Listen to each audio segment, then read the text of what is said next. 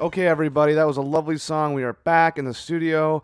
On the line right now, we have one of my personal heroes, Tom Scharpling. He was the host of the best show on WFMU for 13 years. He went off the air about a year ago for some non controversial reasons, but he's back at thebestshow.net live every Tuesday at 9 p.m. Tom Scharpling, welcome to the show. Hey, how are you? I'm doing great. I'm so glad that you agreed to do the interview, and I'm really excited to have you here tonight. Well, it's my pleasure. Now, the best show is officially back after a year of being off the air. Why don't you tell me what it was like to be back behind the mic doing the best show again? Ooh, it was great. I was really excited about doing just doing the show again and just kind of jumping right into it. And it was a little nerve wracking just because there's a lot of moving parts to a thing like that when it's new and you're hoping everything holds up and Well, that's the thing, right? You kind of built a new studio because you left WFMU and now you're doing it through your website, yeah, thebestshow.net. So you have a whole new setup, right? that's right. Yeah. In addition to the best show being back, you had a couple other announcements, a couple other new projects, one of which being the kind of staggering, if I could use that term to describe it, box set. It's like the best show, greatest hits box set, basically, right?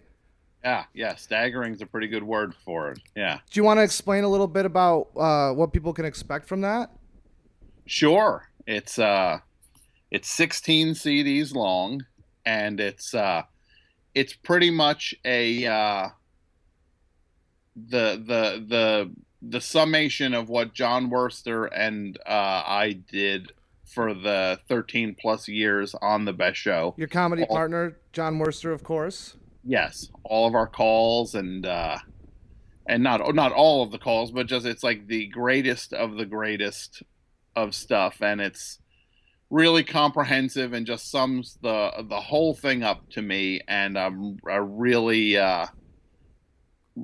just incredibly proud that we were able to kind of I'm proud of the stuff we did when like going back and kind of putting the thing together. It's like, oh my God, It's we 13 years worth of show. yeah, it's crazy. Hundreds of hours of stuff. And I'm, Uh, I'm guessing you had people help you like sift through it. oh yeah. There were people. There was Rob Meisch is a producer on the box. He's been like I guess you could call him like an archivist for the show Right. over the years, and so he has a really great working knowledge of stuff, and he came on board and helped. And Michael Slaybach is a producer on the box, and he worked like crazy on it. He's on the the more on the numero group side of things. That's That's who's late, putting it out, right? Yeah. yes, but it really it's crazy this thing, Yeah, there's and like a book too, right? it's like 100-page hardcover book, Yeah, just it's amazing. No, ridiculous. I can't Yeah. wait to get that. And it's seriously like a real archive of like everything you did for 13 years. Hmm. But Oh, now, yeah, so now you're moving forward. hmm. Um, Another new project that you guys unveiled, you and John, which was really out of the blue for me and awesome. It actually marked your television debut for the best show. Uh-huh. It was the Newbridge Tourism Board presents We're Newbridge, We're Coming to Get You, and Yeah. it was aired on Adult Swim. How did that all come about? Like, how did who talked to who? Like, where did the idea come from? We've known a lot of people at Adult Swim have been big supporters of the show and real fans of the show and really kind to us. And we've worked on different things, John and I, with Adult Swim. Right. You did Tom Goes to Together, the Mayor. You wrote for that, right? we wrote on Tom Goes. John and I together wrote on Tom Goes to the Mayor, and then John's worked on things separately with. I'm pretty sure he worked on Tim and Eric Awesome Show uh, at one point. So we've had a pretty good relationship with Adult Swim. I mean, they've been really supportive of the show and really we've talked about doing things together, like how we're like John and I doing something with Adult Swim, and it's like let's finally do it, and that's part Yeah, of ending the best show with WFMU. It just like it, sometimes you end up in these patterns, and you don't think of things beyond a certain point, and ending the show was a chance for us to both think about what was the show and what could we do with elements from the show in other places. So it really gave right. us a lot of opportunities to try these other to think of even doing these other things and then to try them. So because all this stuff started with us wanting to do comedy and really being interested in comedy and not necessarily having the bug to be on stage at doing improv or things like that, but just to be like, but to still make stuff. Now, I wanted to mention we got to actually meet ahead of interviewing. It was kind of by chance. I noticed that you were in my neighborhood doing the Tell Your Friends podcast at, what was it, the QED? The QED out The in QED. Astoria, yeah, Yeah, that my was nice. hometown. Liam, who I've known for a long time, Liam McEnany, he asked me to do the show, and it's like I just sometimes I can never make those things work, but it's like you know what, let's make it work because I've always wanted to do his thing, and I also am trying to tell every human possible that the best show is coming back, and I would tell people over a supermarket PA right now that the show's coming back if that would help me. Wow. What are you trying to say, Tom? I'm trying to say there is no floor to the shows I'll appear on. I don't know. Wow. Oh, wait. Oh, you could take this as being insulting. I didn't. But I'm just fooling with you. It was a really fun night, though. It was fun. I'm fooling with you too. Oh. This is a great show, and I'm gonna overlook your strange tweets at me Oh to yeah. on the show that Well, I willfully pretended not to see because I knew it would frustrate you a little bit. Being so you were just saying it every time you tweet to me, it would lead back to me doing your show. And I was just like, I'm not going to even give this, like, this feels like I'm being pranked a little bit. So I don't know what this is. yeah, it's a I'm, fine line because we're kind of full of shit on this show, but we uh, really do want to reach out to comedians, but we're also under this paranormal sure. You're guys, doing, so it's a fine line. yeah, look, who's been on the show already? What are the Oh, guests? the big guess. Well, we had Jake Went, son of George Went. Okay. He got attacked by what he says is a Bigfoot on over the phone. So that was really interesting. We had Dr. Dunny. She's a notable doctor. You're the biggest celebrity I've had on. I gotta be. Oh yeah, we had Stephen King on, but the thing was we might have been pranked. Bigger. Wait, I outranked Dr. Dunny and Jake Went. Yeah. Oh yeah. I mean, Yeah, I hope they're not listening because that might be awkward. But yeah, definitely. I met George Went. What's he like in person? Is he as is he as Nice. full of rage as I would be led to believe? No, he was as cool as can be. He He seems like was a nice guy. really, His son though, is full of anger. really. He seemed that way. Seemed How do resentful. you know him? How do you know him?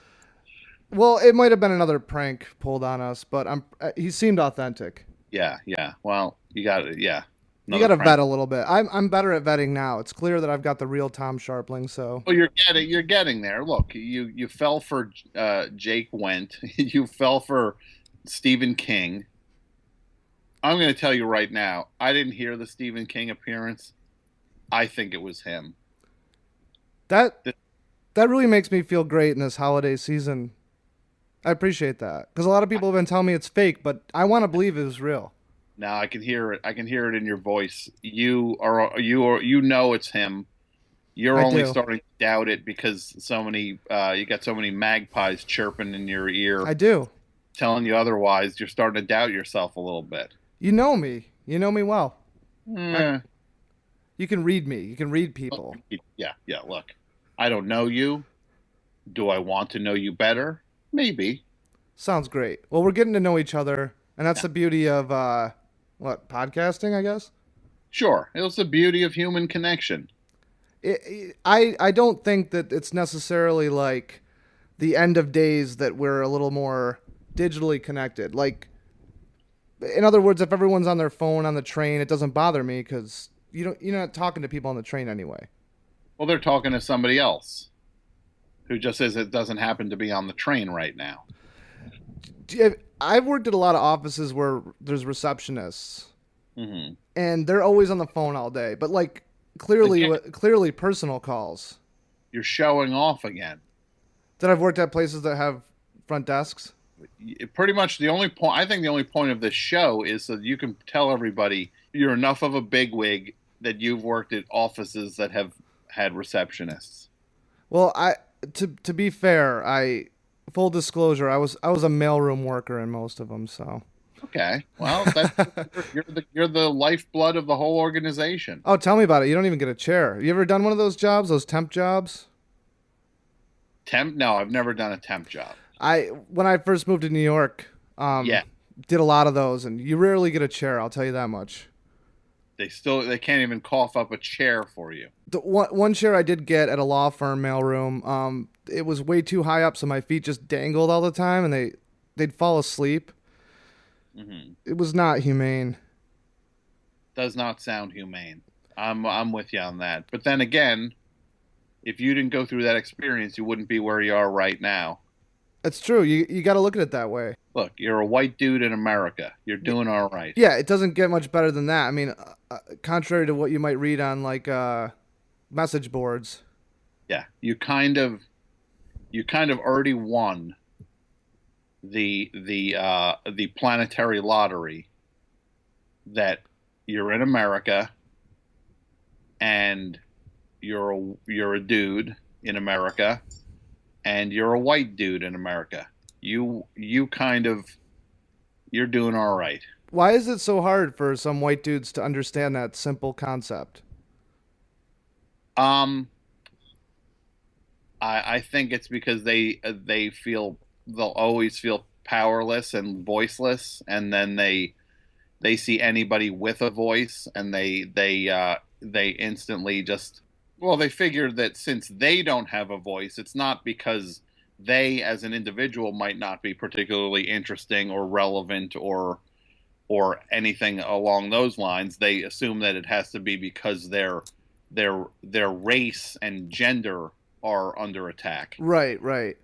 These guys are a snooze that nobody wants to hear 5 seconds of them talking. It's like, look at me. I'm a white dude in America. People want to hear what I have to say because I'm funny. That's why. Maybe if these dudes would step it up and be a little funny, people would want to hear what they've got to say. People forgive funny people.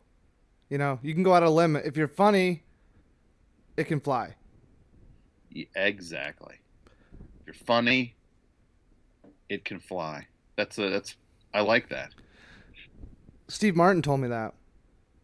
Was he on the show too? No, he didn't tell me that. It sounded good though. That sounds good. It's very very lyrical. Do you like Steve Martin? Sure. He's a mystery to me because as a kid, like growing up, I mean, like obviously, like The Jerk for me was definitely a growing up movie. Oh yeah. As he's gotten older, though, it's like more of my conscious life has observed him kind of not be so funny. So it's like disappointing to me. But then, like, do I not like Steve Martin? I don't know. It Eh, confuses me with him. you like him. He just can't be everything to everyone at the same time. I mean, he didn't make like a ton of shitty comedies, right? He never went that route. Well, he's done some. He's He's done done a some. couple stinkers, but it's not like he went Eddie Murphy. Go watch Cheaper by the Dozen and Yeah, I know. That movie makes my skin crawl. I gotta say. it's rough stuff. All right, But so yeah. yeah, but he did all right. I've goofed on him before for that banjo playing. Right. I don't necessarily It does not speak to me, the idea of this guy picking away on a banjo, but so be it. What am I going to do? I'd say between him and Woody Allen seems like the more natural, like for what they play and the instrument they play. I think he's Uh-huh. more naturally paired with what, like a clarinet or whatever. When he's like diddling away on that clarinet, I'm like, that's Woody, pure Woody. Yeah, and the clarinet seems like an instrument that like a prevert would play. That seems like, doesn't it? Exactly. Yeah. Seems appropriate that that guy plays the clarinet. Yeah. It's a thin little flute thing. The creeping is an instrument for creeps. Now you don't play an instrument, right? I heard you I say do that not. once. No, I don't. If you could play one instrument, what would it be? Like if you could just download it Matrix style. I guess I'd probably play something simple like the guitar. It's not that you could pick up the guitar in no time. I'm sure people tell you this. Well, what am I going to do? Want to join a band now? Yeah, why bother? Uh, yeah. What am I supposed to be out there strumming away? Maybe when you're retired and you live on Jimmy Buffett's island or Sammy Hagar's. Who has the island? Sammy Hagar? I bet you they both have islands at this Yeah, point. I don't see why not. Yeah, Yeah. once when you're hanging out on Jimmy Buffett's island, maybe that's the time. Then I can pick it up. Yeah. Then I'll be just like, all right, let's get this started. Plug it in, rock out on the beach. Exactly. Who wouldn't love who wouldn't love that? Go by the fire, right? Those beach fires. Oh yeah, and then you hear strumming in the background. You can't see where it's coming from, and then slowly he approaches, Mr. Jimmy Buffett. Yeah, here he comes. A vision. Now, we're gonna get to a paranormal lightning round, but before we do that, I wanted to circle back around to the best show. Yes, please. What does the best show have in store for us in the future? My friend, the best show, you just have to understand this. You listen to this, you don't forget this. We're not stopping. We're gonna push. We're gonna push so hard with this thing. I'm in. You're not even gonna believe. I'm all in on this. You're not even gonna believe. Where there's no. You go to when you go to the go kart track, and Sure. then they have there's like a governor hooked up on the go karts that make it so they can't go past a certain speed. Sure. We had a governor on us before, show wise. Show wise, we had a governor. You wouldn't know it, but But now I'm telling you, you're gonna realize it now. We had a governor attached to that show. basically, like you had a friend who worked at the go kart track and was like, this one doesn't have a governor." This is the souped up. This is the souped up go kart. Get on board. Well, the episode that just aired was amazing. I think my highlight was when you, when you were talking about Ringo Starr, and Yeah. you were like, you mentioned that he'd be more apt to be inducted into like the parody or novelty song Hall of Fame. Yeah, I thought that was hilarious. cornball songs. that Yeah, this like guy- the Boogaloo, back off Boogaloo. Back Off Boogaloo is one of his best songs, and even that's Right, like right. goofy. But like the No song and Ugh. You're 16. Yeah, I saw the Ringo All Star. What is it? The Ringo All Star The Band. Ringo Starr's all-star band. Right. I've seen them a few times. My dad's a huge Beatles fan. I'm a huge Beatles fan, but like growing up, like we saw Paul McCartney a couple times, but we definitely saw Ringo because those those tickets were a little cheaper. We saw him. Seems like a lot. But Yeah, I'm gonna guess the ticket to the all-star band might be a little more affordable. Your dad might be able to bring some other people from the neighborhood to that show. right, and I lived in Look. upstate New York, so it's like Foxborough for Paul McCartney or like Utica for Ringo. Yeah, Ringo wants to know where we can go to see him. Let us know, Ringo. So Ringo's just like, let me know where I can meet you guys to do the show. It just Yeah, what It's like Chuck Berry. Everybody just pulls up in their own car. pulls up in his car, gets out, makes sure there's a dude with a drum set, dude with a bass. They know all the songs in any key, ready for any key. Yep, they can do, Sweet Little 16 and rock and roll, roll over Beethoven and all these songs like that he can just blast through it, then splits. Songs that are like one step away from being like non-royalty. Yes, they're just like straight rock and roll. So the Ringo. Who were in some of the lineups that you saw? Well, the one I saw that had a particularly creepy moment had the guy from Squeeze. Which Um, which one do you remember? I guess it was the guy who sings the song like "In the Living Years." I know that was a different guy. No, The guy from Squeeze is the dude who actually sang on "Tempted by the Fruit of Another." yeah, same guy. You got it. You got it. It is the same guy. Okay, cool. Paul Carrick. This guy Paul Carrick was in Right. Squeeze, sang "Tempted," and then sang. He was in Mike and the Mechanics and Right. Yeah. sang "The Living Years" for those dudes. Is the Living Years like the ultimate? I think I remember when I was a kid, like Uh huh. my dad was listening to the Living Years, and I think my grandpa had just died. Yeah. And then I'm at this show like years later, and I'm like, this is the ultimate like father son cheeseball song, right? Ah, you couldn't do it though, could you? You couldn't say to him what you needed to say. I might have said, "Hey, Dad, thanks so much for taking me to the show," because at this Yeah, show I was yeah. like 20, so I was like a little more Well, gracious. really going out on a limb there. Thanks, Dad, for taking me to the show. You know You, what, man? you, That's what it is, though. Us men are hard. We're you hard men. really said the things. You really said the things that were so hard to say. Thank you. Is that hard to say? I remember I went to the bathroom and got 2 beers for my dad and but I realized that I didn't go to the bathroom first. So I drank those 2 beers, went to the bathroom, and then got 2 more. And I think that just getting him beers might have been enough. Yeah, I'm gonna say no. I'm gonna say this is what I'm gonna say. You need to say to your father. You listening? Yeah. You need to say to him. You say you just don't see it. He says it's perfect sense. You just can't get agreement in this present tense. We all talk a different language, talking in defense. This is my advice to you. Say it loud, say it clear. You can listen as well as you hear. Because it's too late when we die to admit we don't see eye to eye.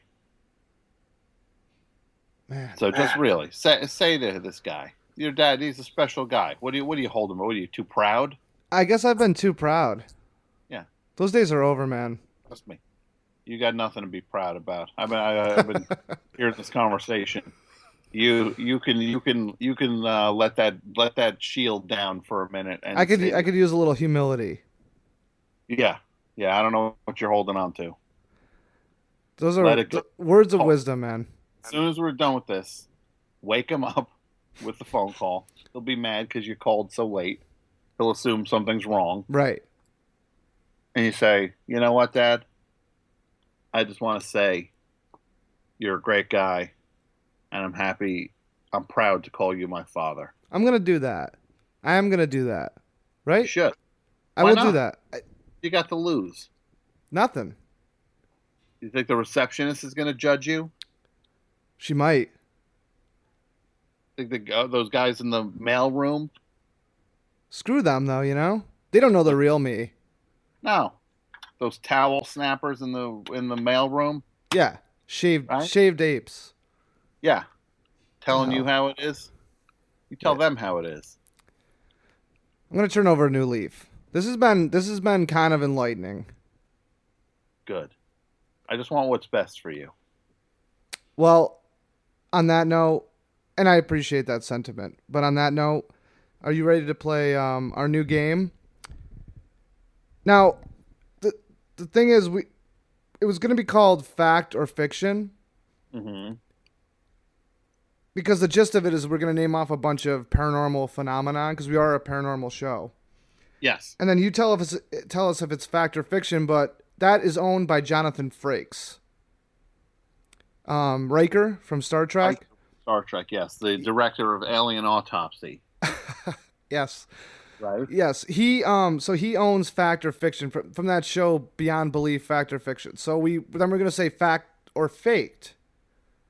But there's Riker. a show on Sci-Fi. Called Fact or Faked. Yeah. So anyway, we don't have a name, so we're gonna try out a few different names and see what sticks. But so I'm just gonna name a phenomenon, and you're gonna tell me if it's fact or faked. But it's gonna be whatever whatever I ask. Okay. Are you ready for this? I am ready for this. All right, Tom Scharpling. How do I answer? How do you want me to answer each one? I'm gonna give you the options, and they're gonna basically be tantamount to true or false. Okay. Tom Scharpling. Yes. UFOs, real or real fake? I'll say the law of average is real. Amazing, awesome. Okay, Bigfoot, true or truly fantastical? Are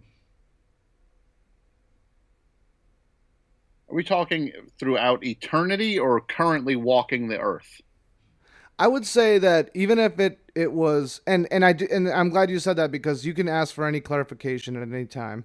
But I think as long as something like a Bigfoot has ever existed, like it could be died out now, but that would still be kind of significant. Oh, then I would say true. I think there's a shot that some big ape man was walking around, or Okay. a dog ape or whatever he is. Good answer.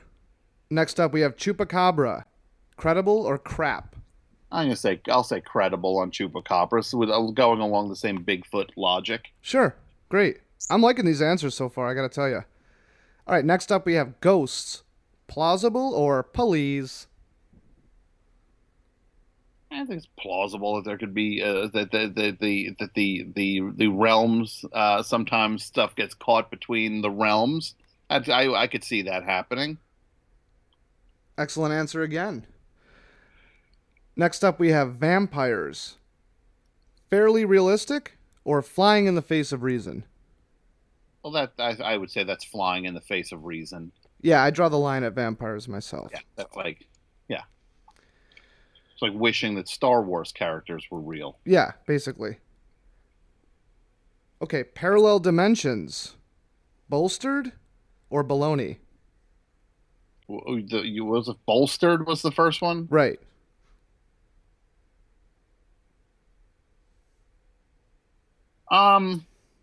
I think I would like to believe in them, so I'm going to go with bolstered, even if I don't exactly believe. I feel like I feel like the infiniteness of the human condition, that even if it's in our own minds, it could be possible. Perfect. Oop arts. Frighteningly factual or feloniously false? What is an oopart? OOPARTS is an acronym standing for out of place artifacts. So it's like if they find in like billion-year-old bedrock, they find like a wristwatch. Yeah. Well, that would mean that people are probably beaming themselves around on the time-space continuum, and That's sometimes a theory. Exactly. hitting like all of a sudden you beam yourself to the wrong place, and you're underground, and you're yeah. I'm gonna go. What were the options on this one? The options were frighteningly factual or feloniously false. I'm gonna go with feloniously false on this one. It's because it's building out on something that's already on shaky ground. Exactly. I'm gonna agree with you on that one. And one more, the bloop, believable or belies validity? Tell me about the bloop, please. The bloop is a deep underwater, deep sea signal they picked up years ago, I think in the 70s. And a lot of conspiracy theorists say it's evidence for a giant unknown sea creature bigger than any other creature on Earth. That's Does my belief in the bloop have to validate the existence of the creature? no. I would say the belief in the bloop is contingent on a belief that the bloop is not explained by known phenomenon. Yeah, then I'll. What were my options again? Believable or belies validity? I'm gonna go with believable on that. It could be anything that we Right. just don't know what it is. That's true. The ocean it's incredible the mystery that the ocean is. Well, Incredible. people are so worried about outer space. It's like, how about we explore our ocean floors first? How would you realize we got our own outer space right here? Yeah, really. No, it's terrifying. Imagine getting dropped in the middle of the ocean. Imagine if I just pushed you out of like a plane in the middle of No, the. I don't want to imagine. That open water movie is terrifying. Just imagine you and I are on a two-person plane, Yeah. and I say to you, "Hey, man." Well, imagine this. This is what you want you to imagine. It's one of those planes, like a crop duster. We're a few miles offshore. On board the pilot, me, you, Mm-hmm. and your father. Great. He'd And like that. Sounds nice. I say to you, "Hey, man, grab me a cold one from that cooler." And then you do it, and then you lean to the right. Then you see me grab onto like a strap, and you're like, "Why are you grabbing the strap?" And then the pilot, I say to him, I say, "Do it," and then he starts doing a barrel roll, Oh wow. and you and your father fall out of the plane, fall out like this was all choreographed by me and the pilot Right. to Wow. dump you and your father in the ocean. And now the two of you, now it's your living years moment, and you're literally hoping that that you'll live past this year. Yeah. No, that's the first thing that you said when you said my father and I tumbling out of the airplane. I was like, our whole relationship flashed before my eyes. Trust me, you'll have plenty of time now to talk all about all the stuff of getting along with them. Yeah. No, Now, you definitely like really hit that. You hit it. What did you say? You hit the nail on the head there. yeah, that's You what really people drove it home. You really drove that home. or they say drove it home. Um, you can so yeah. Well, then all of a sudden you won't be so hung up on not saying what you're supposed to do. But then you look, and what's floating alongside you? A six pack. Oh, did it tumble out when I was grabbing you the beer? Yeah, of course. So we, all right. So we got a little six pack No, there. you don't even have a six pack. The whole cooler went out. Oh. So we got something to sit on now. You got something. It's a big cooler. You could both sit on this cooler. Yeah, Crack open a it's beer. set, crack open. It's stocked with beer, cold beer. This started out as like a nightmare scenario. Now it's like No, fun. it's a beer commercial now. I pretty Oh, much yeah. beer commercial. They should do a Right beer commercial about father son bonding. They haven't done that yet that I've seen. in the middle of the ocean. There could be some like babes and stuff. Yeah, I think there's a few reasons why they don't do father son bonding because it seems like it's multi generational alcoholism. Right, Uh, right. with the subtext like that family sure likes to drink. That's a minefield though, advertising for alcohol, because I wouldn't have thought of that. But that's not. That's why I'm not an ad exec. Yeah, it's why you're not making the big bucks in the ad business. But you painted a very pretty picture of a nice day on the ocean So with you my and your father. father, you're out in the ocean, right? Mm-hmm. Oh, there's Drinking, more. drink it. Then you look. Then you hear it. You're like, "What's that, Dad?" Like, and you Mm. say, "Dad, I think I just heard the bloop." And then the biggest sea creature you've ever seen surfaces Wow. and swallows the both of you whole. Wouldn't it be worth it though? Just Oh yeah, just to be a part of that scientific discovery. The bloop yeah, is yeah, real. yeah. Now, in those circumstance, who would you, if one of you could live, and it's up Oh, to you to decide who could live, who would you say lives? I'm a very selfless guy, and I would normally I'd automatically be like me. Yeah. I But mean you, him, but yeah. in this circumstance, I'm like, I've got a lot to live for, and I'm younger. I mean, Uh, if it's up to me, I would say I would jump, but I would also do that or jump, whatever. I would sacrifice myself, but uh, with the in the back of my head, thinking he might just be like, grab my arm at the last minute or whatever, and be like, no, I'll take this, so I yeah. can kind of be the hero but still live too. Ugh. If that makes any sense. Yeah, well, it's not. It's the opposite of heroic, is what it is. True. No, when you put it that way, One it's of the not very least heroic. heroic. Yeah, for you to throw the word hero around while you're doing some sort of thing that he'll take the fall. He'll be the actual hero, but I'm going to play the role of the hero But up I until wouldn't like, just to clarify, I wouldn't say out loud. I hope he stops me. I would just, yeah, you know, well, what if it goes like this? What if you go, I'll do it, Dad. I'll go in the bloop's stomach now. Only the bloop needs to eat one of us, and he will expel the other one of us. I'll go in his stomach. And what if? And then what are you hoping your father says? No, son, it's me. yeah, Well, what if something like that. what if you were in that moment and your father just says, "Cool, thanks." Oh, that's why I'm still a hero because I would go through with it. There's no stopping me. I've made up my mind that I'm gonna make this. Either it's a grand gesture or I don't know. I'm reading some bad stuff. I think you'd probably knock your father out and shove him in the bloop's stomach. like we don't know how we would react when faced with a bloop. So I'd like to, say that I would do the heroic thing, but I just don't know. So I'm trying to give myself a little leeway, knowing me, you know. You're Tom, trying, yeah.